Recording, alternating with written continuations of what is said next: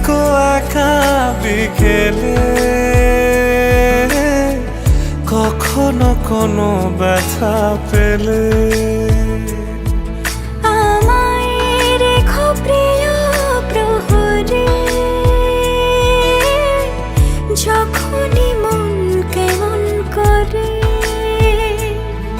কোনো এক রূপ কথার জগতে তুমি তো এসেছো আমারই হতে।